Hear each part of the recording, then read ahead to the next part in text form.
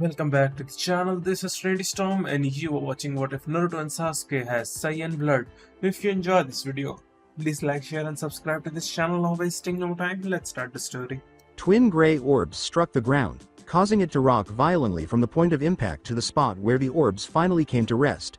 A lengthy path was trenched with deep furrows. A few haphazard villagers who happened to be nearby ventured a little too close to watch the meteors that had just crashed. To their collective dismay, the balls appeared to be manufactured rather than superheated chunks of rock.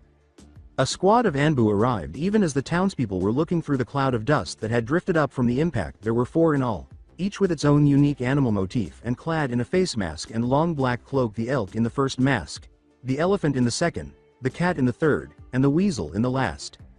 Elk signaled the civilians to disperse with a wave of his arm. Elk gave Elephant the command. "There's something in there. Moving around, find out what it is." Elephant nodded and jumped into the pit created by the 2 orbs. Elephant flashed through a series of hand seals as he got closer, causing a tiny wind to blow the dust cloud away. Elephant called out, "Elk, I think you should look at this," as if he were very interested in what he was seeing. Elephant pointed to what looked like a window with a broad, sweeping arm as Elk touched down. Elk and Elephant saw what appeared to be 2 babies through the looking glass of the orbs. The first had black hair that was short, spiked, and in a complete mess except when viewed from a certain angle. The second baby's dark red hair appeared nearly black.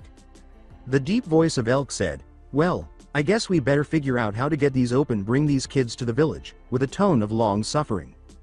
Elephant nodded, and his body grew almost twice as large as it had been before he had pulled back his cloak. It was no surprise that this specific ninja was given the nickname, Elephant, because of his enormous size and stature, which gave him the appearance of one of the great beasts. Elephant took each pod in his hands and hefted them in the air with a skillful ease. He said, "Let's get them back to the village," disregarding Elk's grimacing expression. "I'm sure someone back home will be better suited to figuring out these spaceball babies." "Sigh, sure. Let's go before we draw any more attention," said Elk. Weasel and Cat kept on observing, masks covering their faces. 40 years had passed since that fateful day when the pods landed, and a lot had happened in that time. After being freed from the pods, both infants grew up, formed families, and, in the case of one, raised them before losing their lives in combat. These 2 space children's offspring had become the elite of the ninja community. Our story takes place well into the offspring's 16th year of life. The first was a brazen, knuckle-headed ninja who was regarded by many as being highly unpredictable. The first thing that people noticed about the boy was his cheerful disposition and brilliant blonde hair. Despite his upbringing, he was constantly undervalued by his peers, despised by everyone, and cursed to carry the weight of being a Junchuriki. That same brazen young man, though, was now at odds with his former best friend, Sasuke Uchiha. Everyone in Konoha, the village where both boys were born, had mixed feelings about that name. Sasuke had left the village in pursuit of strength and power, which was the cause he wanted to become stronger and more powerful with all of his might. Sasuke was regarded as the highest-ranking member of the Uchiha clan, and nothing was impossible for them. By the age of 17, Itachi, Sasuke's older brother, had established himself as a formidable opponent, ruthlessly destroying his entire clan, including his parents, while leaving Sasuke alone. His justification was that he only wanted to put himself to the test and determine his strengths. The younger Uchiha had devoted his life to exacting revenge on his clan ever since Sasuke witnessed Itachi murder their parents. Sasuke had lost his way somewhere along the route. As a result, after 3 years apart, Naruto was facing his friend again with Sakura, Sai, and Yamato at his sides at the moment. Sasuke was wearing what could only be described as samurai garb from the past, with his yukata revealing his youthful chest. His expression was that of a god despising the lowest of all creatures. Naruto shouted, "If that's the case," with his heart on his sleeve. Naruto attempted to win over the young man in front of them by asking, "Why didn't you kill me way back then?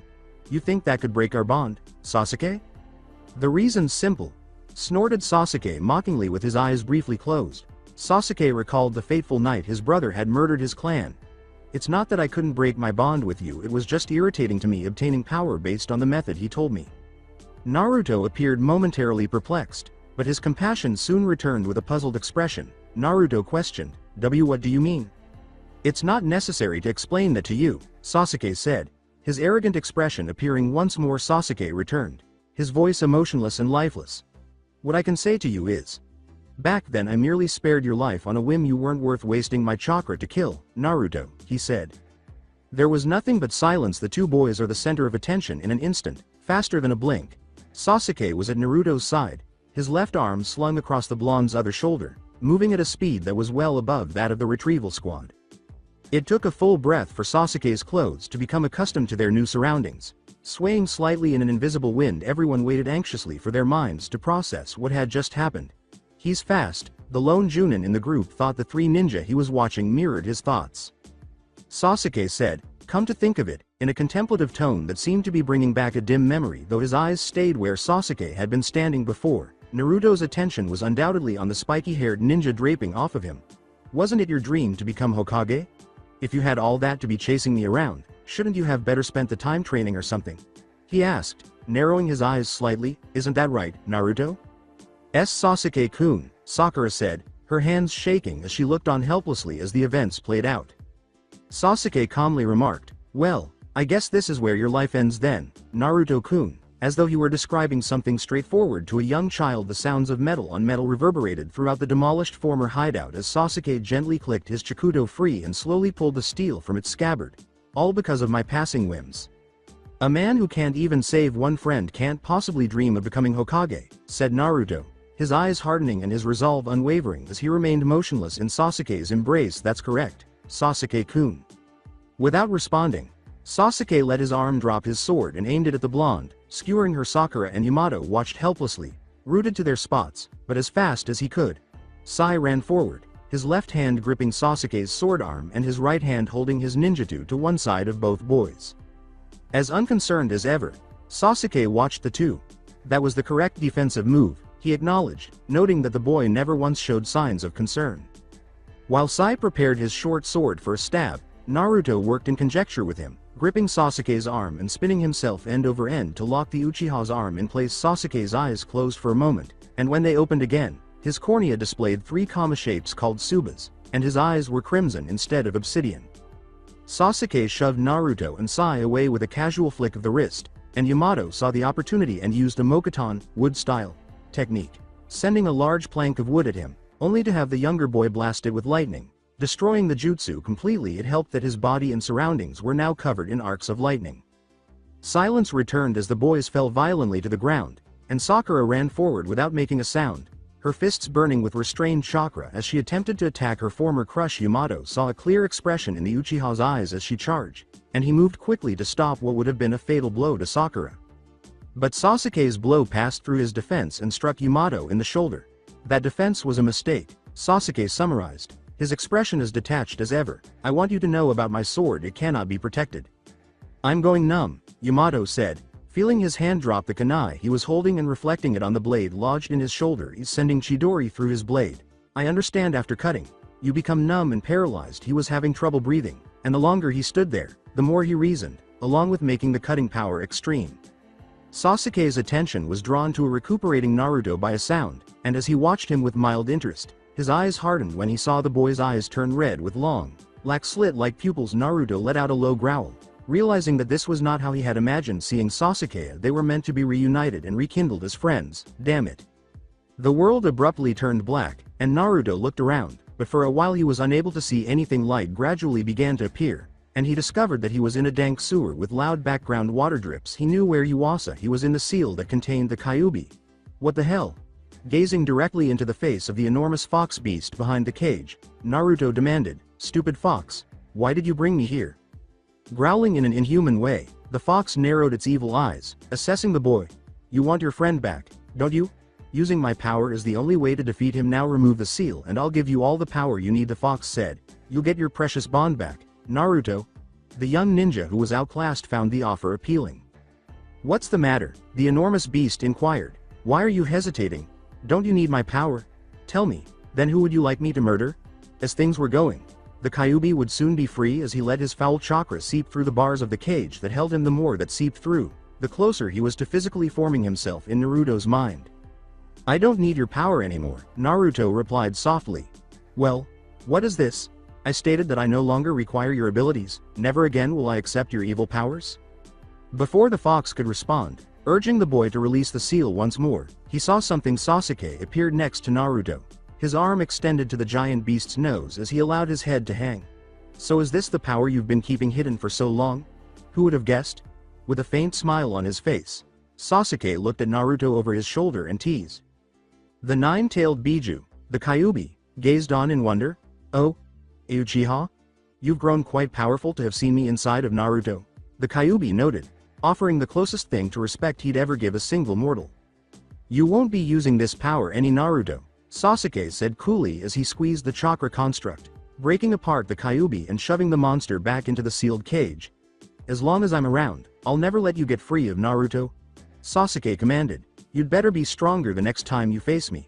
Suddenly, Naruto and Sasuke were back in the real world. Naruto roared in frustration as he struggled to stand up, failing. Why? Sasuke, why won't you return? You don't get it? Your body will soon be taken by Orochimaru. The blonde yelled as he felt the tiniest resurgence of strength in his body. He was still unable to stand, but at least he was kneeling now. With a sneer, Sasuke sheathed his sword and ran backwards to land where he started on the top of a hillside. You don't get it, do you, Naruto? Sasuke, as detached as ever, just watched as the real Yamato emerged and the one he held fell to wooden pieces. Yamato attempted to attack with Mokuton once more, but Sasuke stopped him. He asked, patience showing in his voice. I only have one goal in life, to kill Itachi. When that's done, I'll voluntarily give my body to Orochimaru. Here. As Sasuke was uttering the name of his attack, Orochimaru appeared, clasping the teenager's wrist in his hand. Don't waste a move like that on them. The Snake Sanin ordered. The entire team watched in disbelief as Sasuke raised a hand toward the sky.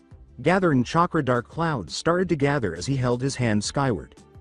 Let go of me, Sasuke commanded, displaying neither fear nor disdain for the man in front of him. Whatever Kabuto had planned to say when he arrived in a Shunshin was interrupted by a fiery ball of red rage that thundered down from the sky with the intention of landing close to the earth. Indeed, it was approaching them so closely that it appeared as though it might crash into them. Spread! Yamato exclaimed when he realized it was indeed going toward the ninja group. Every ninja in the clearing seized the chance to run as far as they could, but the ball seemed to be moving more quickly than the ninja. The ball struck the ground with a tremendous half-mile crater, exploding loudly and with enough force to lay low a mountain. A pair of S-class missing ninja were racing through a tree line at breakneck speed in the distance. They were both wearing black pants and tops with black cloaks that were body length and decorated with red clouds. The two were distinctive because one of them was blue, with gills and a huge sword on his back that was wrapped in bandages. His toothy grin was uncannily similar to a shark's. The other of the two looked like any average man, only his face seemed to be aged far beyond his years. His eyes blazed with the Sharingan as the two leapt from branch to branch. Suddenly the Uchiha froze, halting his forward momentum, and looked into the distance. Something big is about to happen, he worded. His voice was soft and dispassionate, not unlike his little brother's earlier. Itachi-san, you can't go stopping like that, said the blue-skinned man, slowing his leap and turning back to land next to his partner. What's wrong, anyway? The taller of the two said, I've seen that expression in your eyes before. Itachi told his partner, Kisame, we have to go that way as soon as possible, indicating a red comet that had started to streak across the sky in the distance. Yar yar, moaned Kisame, that's going in the wrong direction. Additionally, we have a deadline, Kisame attempted, although he knew that justification would soon cease to exist. Itachi gave a mournful glance to Kisame. You can go ahead with the mission, Kisame. Kisame shook his head and hurried after Itachi, who could not take his eyes off the meteor and fled without warning. Everything is telling me I need to go there. An orb of gray, surrounded by a white aura, sped through space, far faster than should be possible for a vehicle with no visible fuel or propulsion system. It had a small crease that resembled a door, and there was a glass window in the middle of the ball. If someone could keep up with the traveling ball of energy, they would see a man sitting with his arms crossed. To the untrained eye, the man inside the pod appeared as human as possible, albeit a little taller and more muscular. The man appeared to be hunched up in the orb, his large frame and large hair taking up what little space that was available. The man had a hard-edged face, though there was no sign of scarring, and his muscles were piled upon muscles, giving the impression that he was a man-mountain.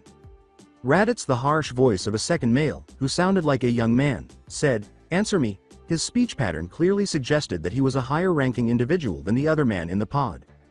This is Raditz, said the man in the pod, closing his eyes and placing a device on the side of his face with his right hand. The device fed into an earpiece that locked into place over the man's ear and held a single green transparent lens over his eye as directed. I'm on my way to Earth to collect Kakarot. I still have 5 days left to travel, he rattled off, obviously displeased at having his sleep disturbed. You idiot, forget about that. For you, I have a deviation. 2 more Saiyans were sent to a world that you should be passing by at any moment. They only sent toddlers because the planet is primate. By now they should be all grown up, maybe around the same strength as Kakarot. The voice, droning on about the Saiyan race's superiority and how he would eventually rule the universe, said, "If we're going to restart our race, we need to gather as many Saiyans as there are out in the universe."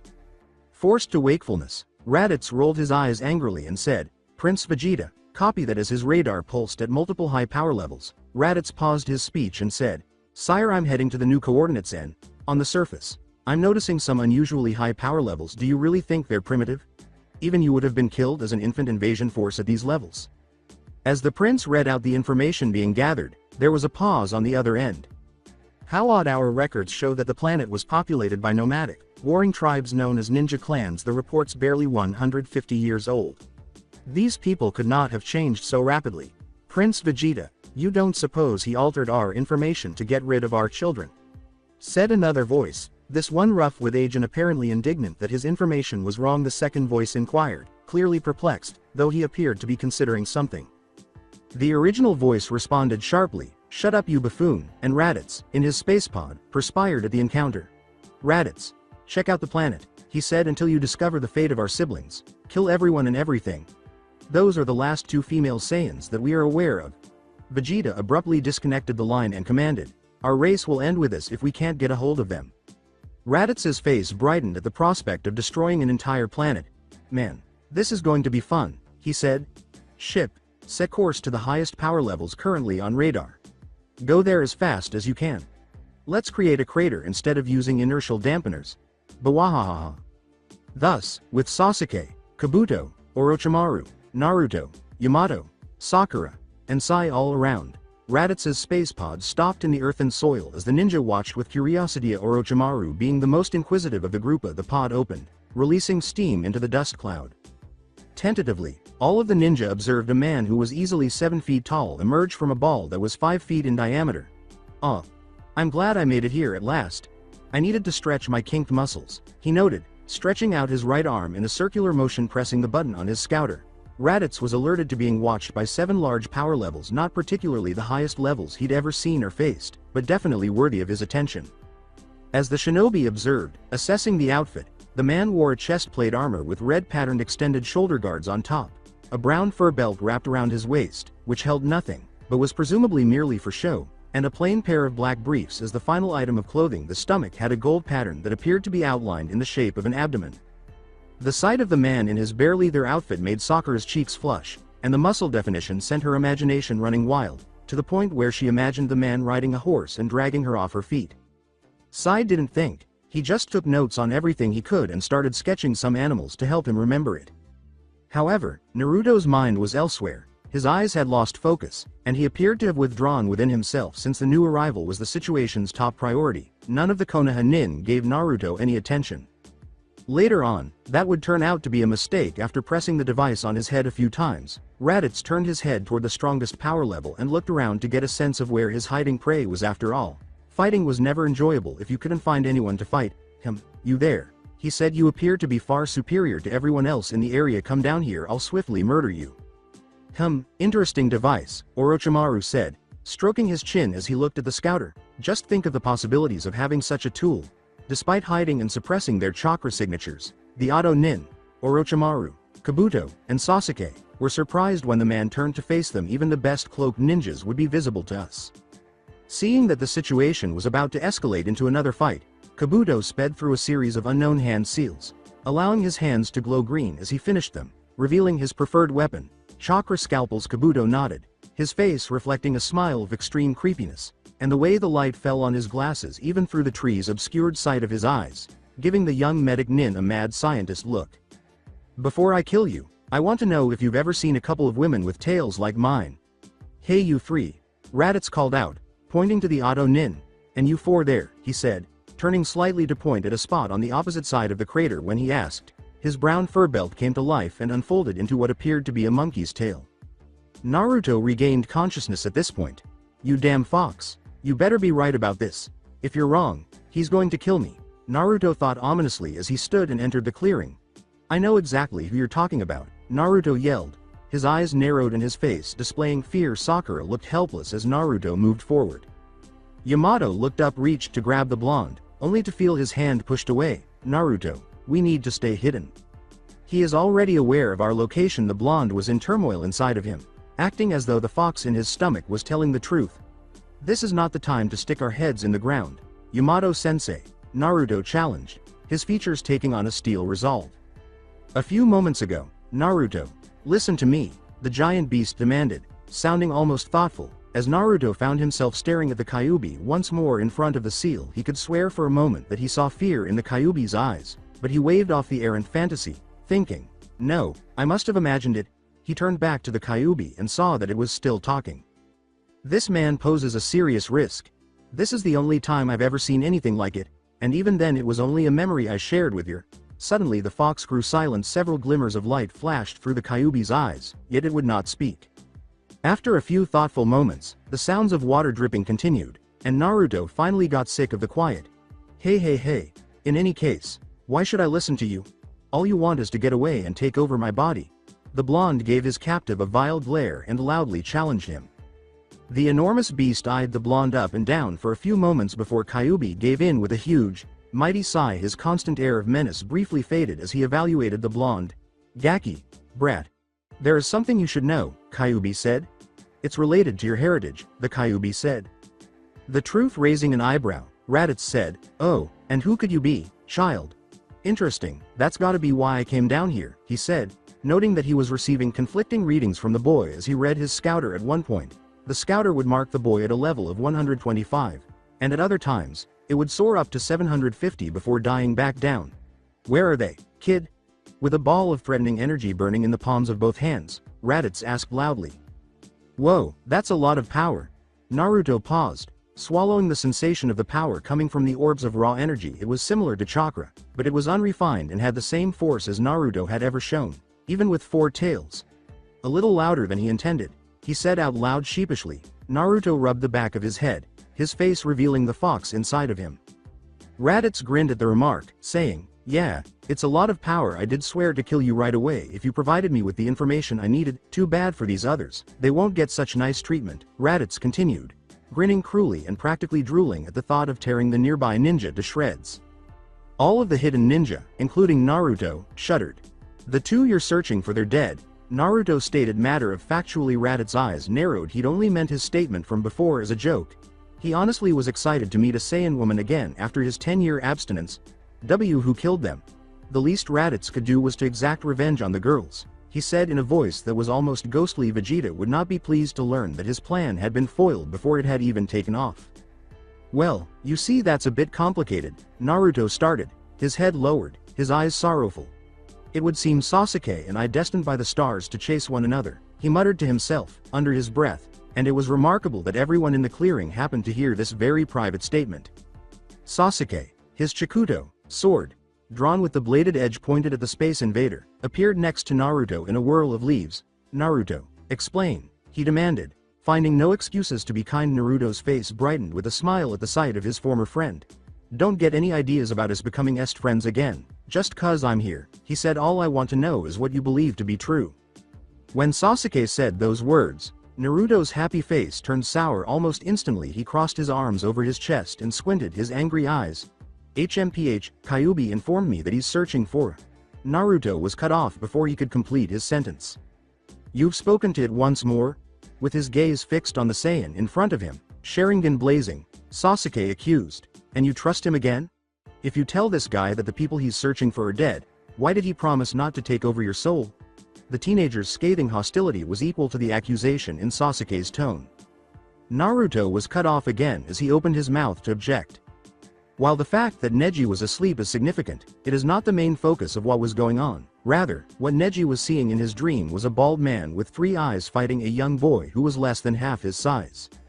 He watched the vicious fight between the 2 fighters and wished he could activate his Byakugan, but he knew he was not awake, just like in all his dreams, and if he tried to activate his Byakugan, he would be able to see everything around his sleeping form but would no longer be able to perceive his dream.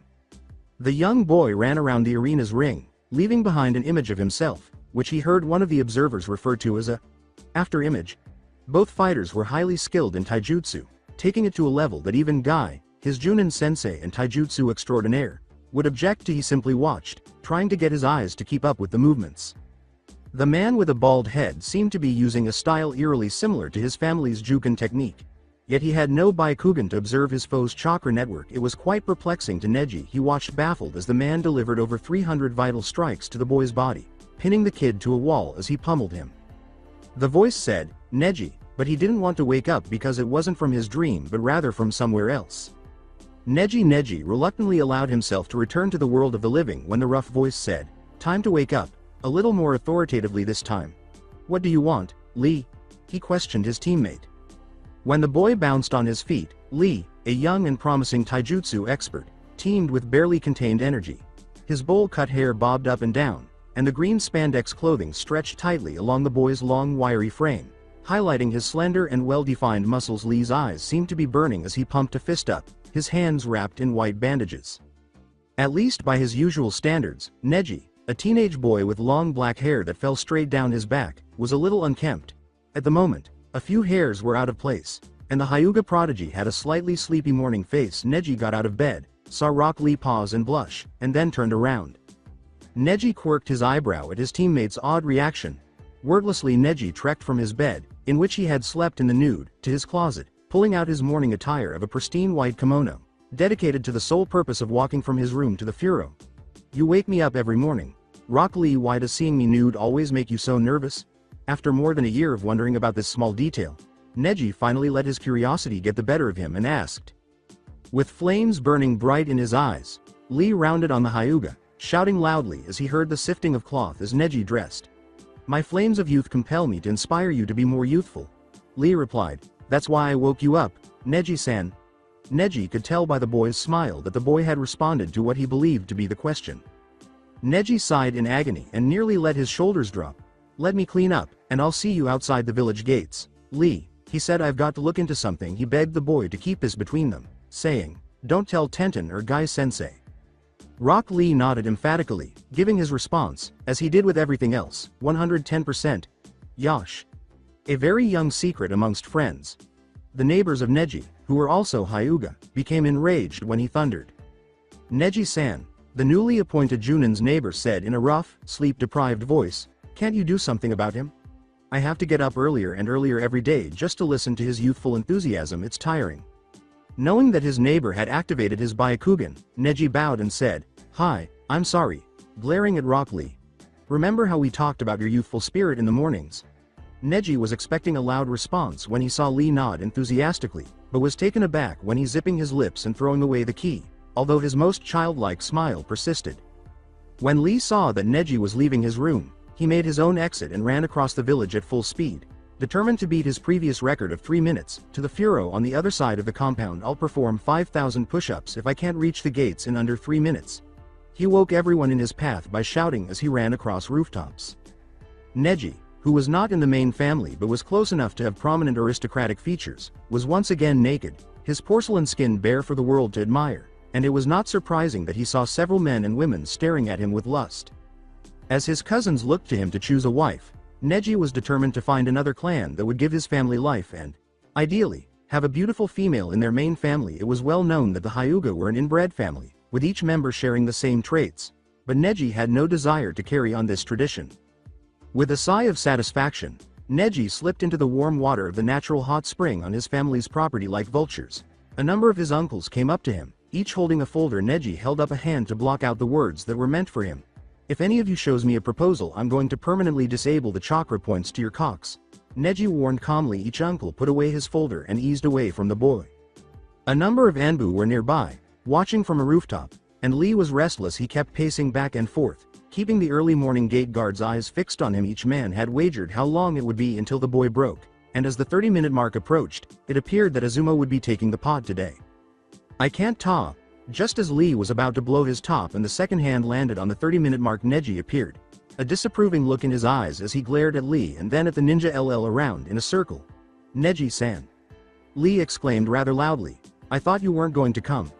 A few moans and the sounds of tearing paper could be heard in the background. Neji grinned contentedly and said, "Remember, Lee, that in order to complete our training, we must remain silent and covert, so don't talk from now on, not even in an emergency." Neji nodded his head as he saw the boy clamp his mouth shut. and the two left. Neji glanced over his shoulder to see an Anbu with a face mask adorned with koi print taking the money from the other ninja. After a few hours, we see an exhausted Neji and Lee standing opposite each other. Panting with labored breath, Lee stood up straight and gestured with his hands in Konoha sign language, saying, "Your new style is most impressive. Where did you learn this? Is Gai-sensei training you on the side?" Without waiting for a response.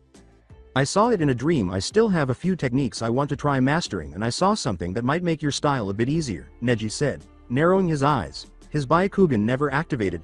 It's called an after image. Apparently flaring your spirit for a moment and dashing at top speed away can leave an image of yourself, but right now you're too slow to use it. The flames of youth started to burn in Lee's eyes. "Yosh!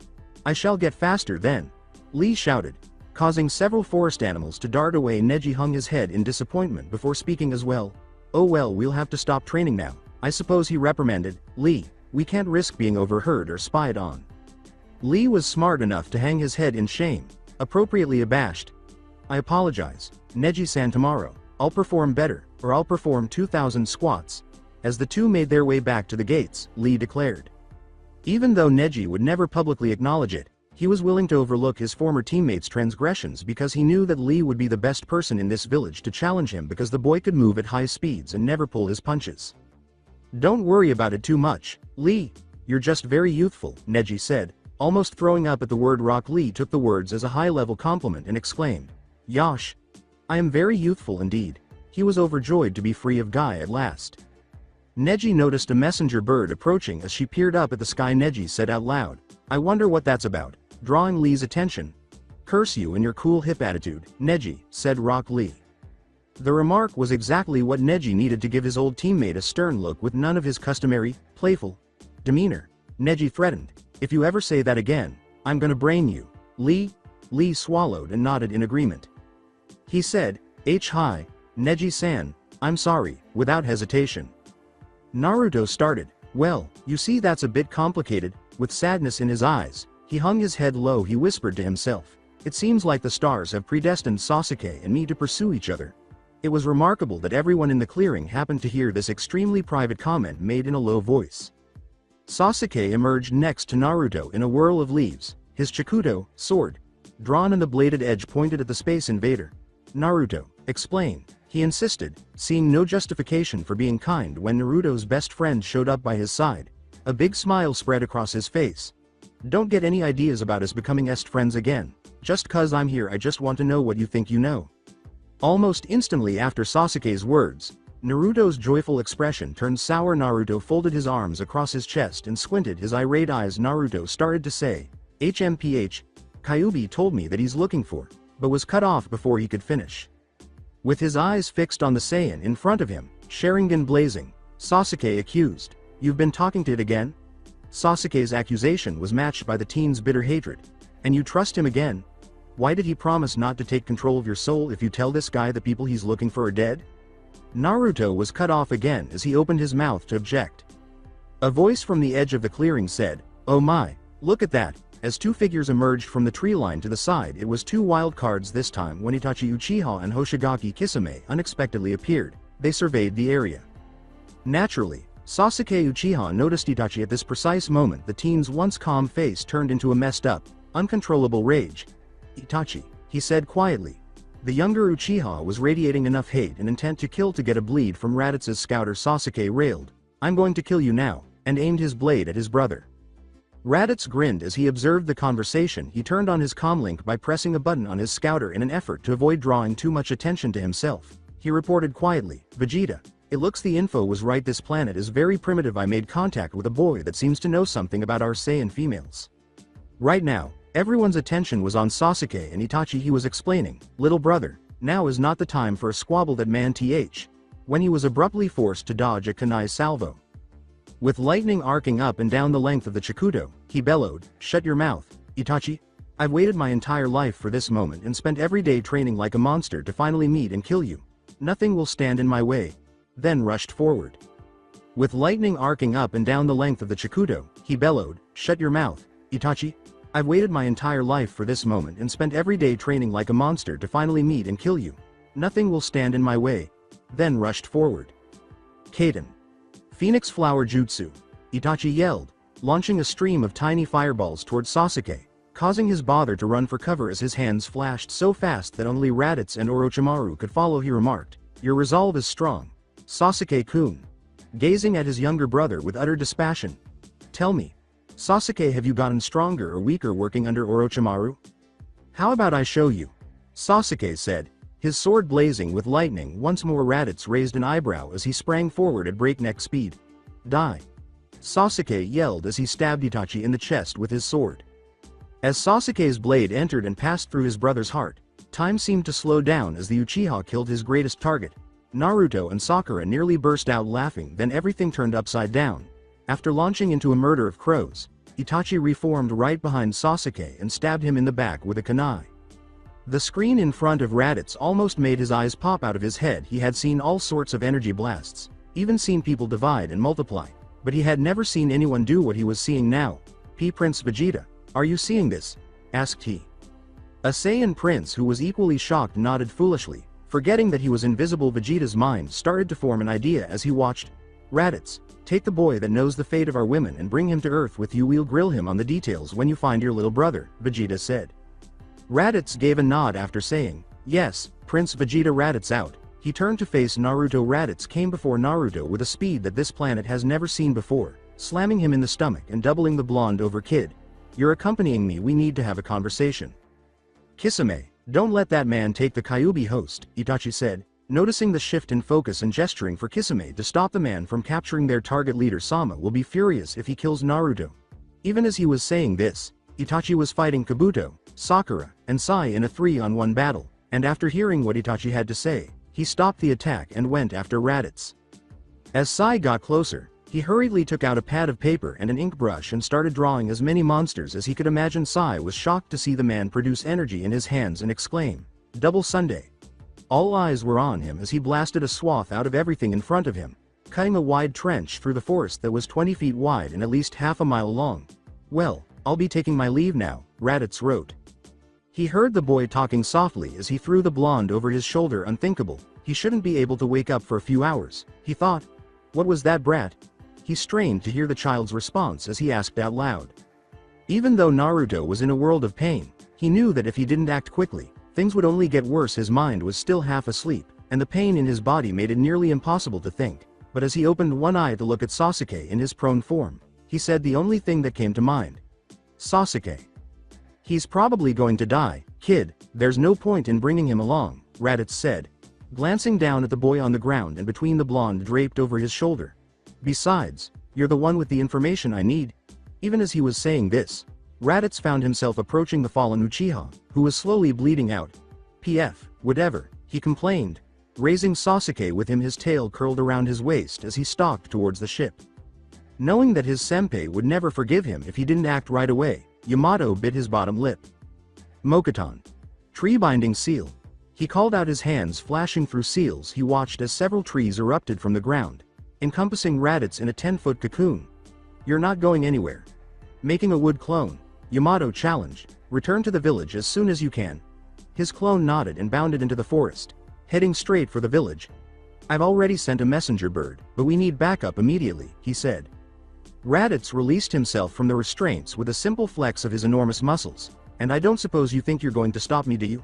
Smiling, Raditz asked. Seeing that his hands were full and wanting to play a little, he took a few more steps and dropped both teenagers into his pod, closing the door.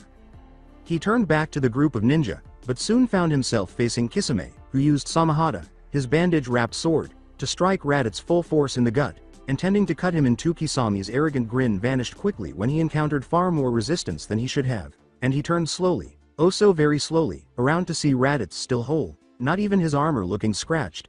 "I am possible," he said as the color faded from his face. "Itachi, this guy is the real deal," Kisame said, rushing backwards while sliding on the loose gravel with his sword still ready. Kisame cautioned, "We had better exercise caution." "Sweden. Shark bomb jutsu," he said, one hand flashing through a series of seals. He roared, releasing a gigantic shark that swam through the air like it was in the ocean. Raditz smirked and shot it with a tiny ki blast, only to see the shark enlarge by a factor of 100. If that had been me, Kisame thought morbidly, picturing what a miserable death that could have been, and he objected to the amount of power his jutsu absorbed from the tiny-looking blast. Interesting, your attack won't detonate unless it touches what it wants, Raditz concluded, observing with interest as he led the shark-based water attack on a wild goose chase, frequently disappearing a moment before being touched. The compliment briefly restored Kisami's grin even though he was in excruciating pain. Naruto knew that Sasuke was dying. The boy with the raven hair was bleeding profusely from the stab wound in his back. Kuso. You jerk, Sasuke, don't die on me. Through gritted teeth, he forced out the words. Sasuke did not respond, and Naruto was unsure if this was due to his incapacity or his refusal taking the Uchiha's hand in his. He attempted to feed the other ninja some of the Kyuubi's chakra, smiling as he saw the wound close and the blood flow cease as soon as the wound sealed. Naruto passed out from the pain. Opening his eyes at Naruto, Sasuke looked out the POD's window and was astounded by what he saw. I am possible, he remarked in amazement. As Raditz took the brunt of the shark bomb, the area was filled with white light, the trees nearby rocked back and forth, and the earth itself seemed to tremble. Well, that actually stung a little, Raditz said, rubbing the kink out of his arms. His armor bearing a small black scuff mark. Look, you got me dirty, fish face, he said angrily. As Raditz lifted his hand to close Kisame, he found himself looking into the eyes of Itachi's Mangekyo Sharingan. Tsukiyomi, Itachi said calmly, and those soft words sent the world reeling. All of a sudden, Raditz was in a world where everything was upside down, left was right, and every color appeared to be a negative of itself. What the hell is this? Raditz insisted. With a katana in hand, Itachi materialized in front of him and said, this is my Tsukiyomi right now. I have you imprisoned here. Everything in this world submits to my will, and by the end, so will you. Itachi snarled, his Mangekyo eyes piercing Raditz's soul. You will die at the end of my blade for the next 72 hours. Are you ready? Itachi remarked, taking pleasure in Raditz's struggle for independence. Why am I unable to move? This isn't possible. For the first time outside of his prince's presence, Raditz said. He felt afraid, then he glanced over Itachi's shoulder and saw it. Without further thought, Itachi proceeded to stab the man 1,000,000 times in the heart, kidneys, lungs, jugular, subclavian artery, brain, and crotch. That's 1 second, Itachi observed, observing Raditz's panting, pained face. Itachi wondered what had made the man in front of him so happy. Surely he wouldn't find this as amusing. What? Just a moment. However, this isn't feasible. You're about to be in a world of trouble, punk, he yelled, steeling himself as he fixed his gaze on the moon in the distance, which was full and he could feel its energy energizing him. When it occurred, Itachi arched an eyebrow and demanded an explanation. Itachi jumped back, away from Raditz, and landed close to Kisame. We should probably retreat calmly, he told Kisame. Leader Sama needs to know about this latest development. Kisame simply nodded.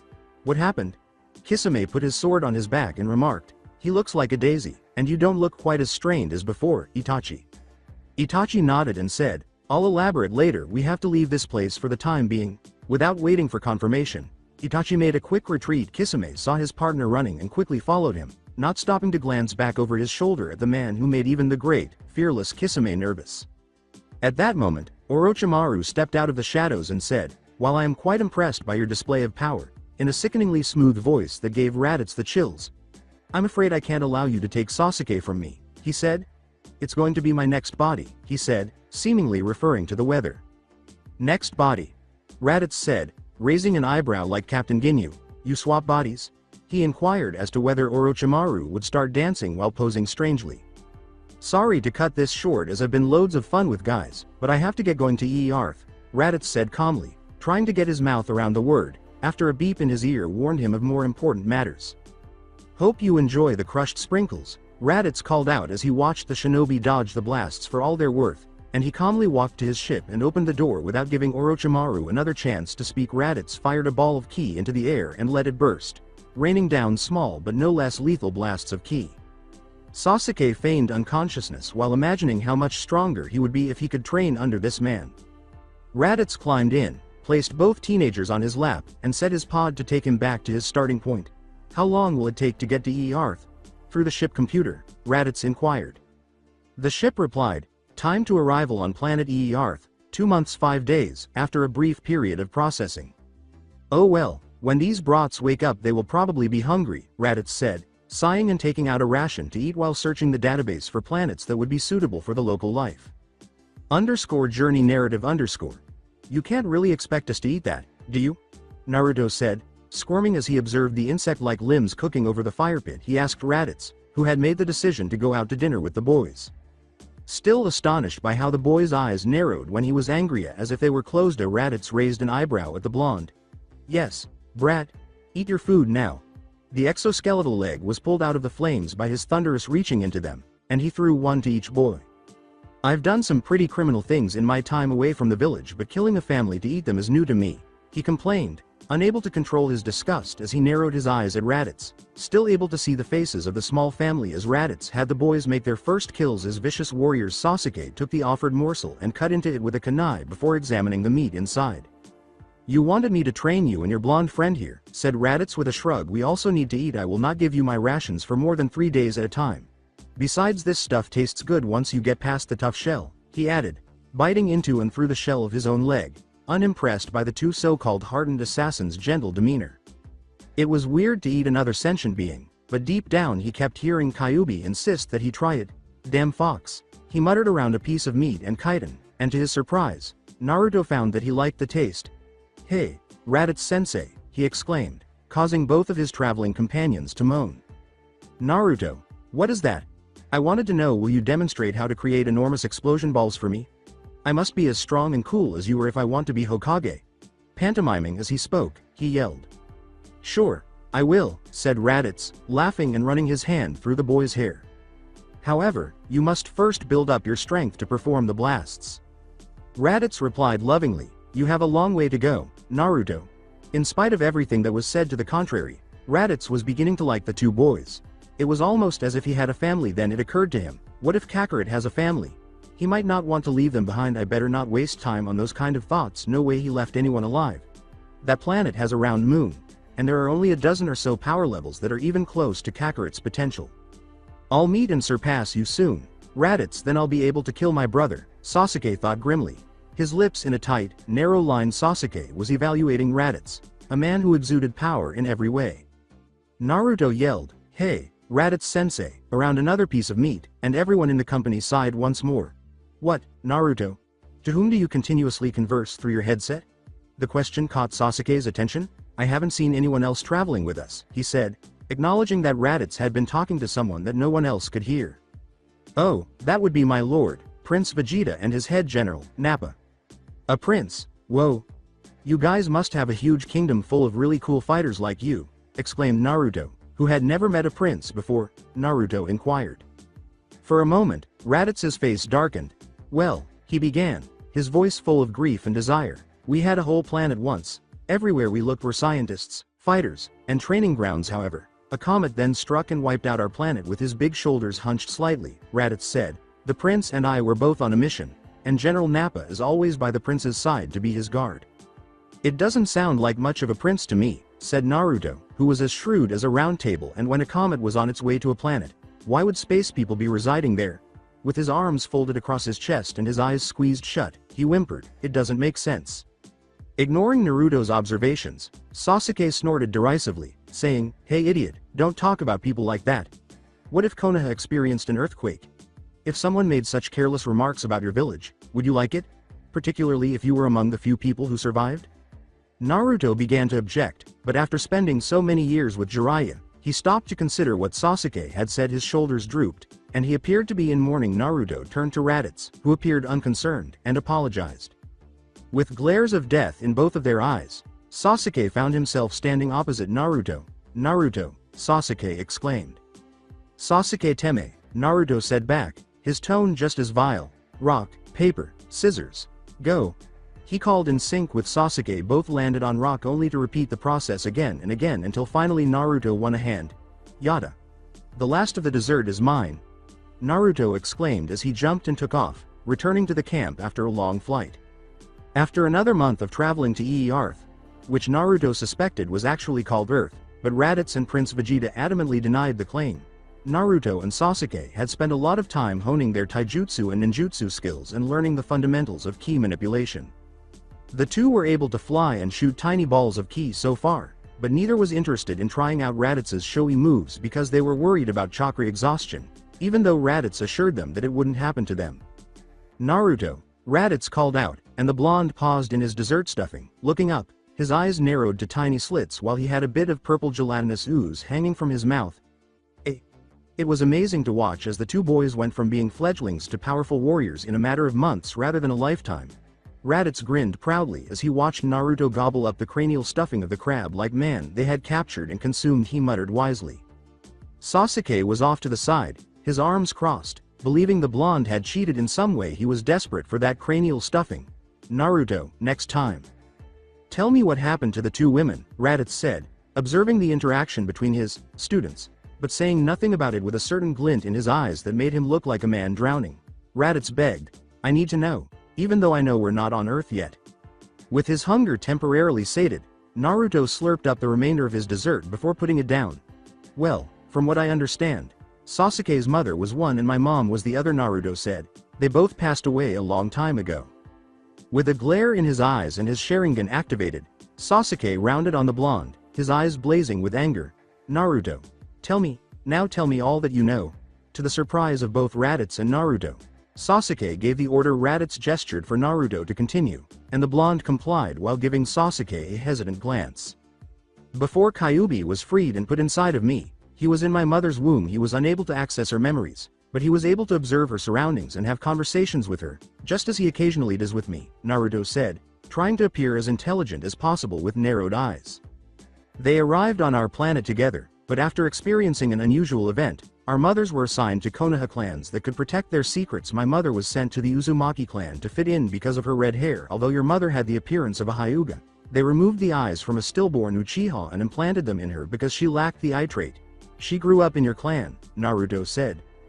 Raditz assumed that was the end of the boy's story when the blonde stopped talking, but Sasuke was not content with that. That's impossible. What about Itachi and me? You even, Naruto, we don't have tails. He pointed out the obvious by shouting, and you're blonde, not a redhead. I am not fully informed. Before Naruto could lose himself in his own reverie, Raditz interrupted, saying, if you're actually Saiyans, it's possible that you can regrow your tails, even as half-breeds, and shrugging his shoulders, he said, that's just what the fox told me so far. He found it cool to be from another planet, half alien, half human. But what about Naruto's blonde appearance? Sasuke scowled darkly into the distance. In our world, the strongest bloodline takes precedence, and we end up with traits of that parent, he said, drawing attention to the absurdity of it all. That's just weird. He couldn't have been stronger than you, Raditz. Even if his father had been the Yondaime himself, what prevented him from getting his mother's hair? Sasuke asked out loud. With a fist to his chin, Raditz took a moment to consider it. I'm not a scientist. Such things are unknown to me. We Saiyans were very good at one thing. Killing and fighting. My father, Bardock, was praised as the world's greatest scientist because he was one of the few people who could think while on the go, Raditz calmly remarked. Even then, they were nothing compared to some of Lord Frieza's scientists. He had previously told the boys that his planet had a still existing alliance with a space tyrant named Frieza. Naruto simply gave up because he was so out of his element with all of the theories and questions.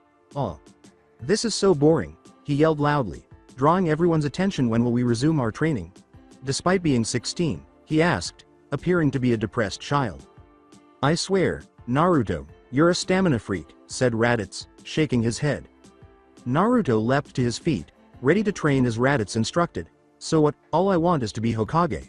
If I'm not as skilled as Sasuke, I can't do that. I must be superior to him, he yelled, pointing straight at the target of his wrath. Sasuke emphasized, if you know what's good for you, dummy, don't point that finger at me, while placing his hands on his knees with their elbows bent. After lowering one eyelid, Naruto gave his opponent a raspberry and said, PLBBT. Baka, why don't you make me? He posed a challenge. As soon as the meal was finished, Sasuke rushed forward and began practicing taijutsu with Naruto. The two boys fought as hard as they could, hurling kicks that could level mountains and punches that should break bone. As he observed his adopted sons, Raditz grinned and said, I hope you are Saiyans for your own sake. If I trained you two any other way, Vegeta won't be too happy, he thought out loud. So that's it for today. I hope you guys enjoyed it. Don't forget to like, share and subscribe to the channel for more awesome stories like this. Thank you. See you all in my next video.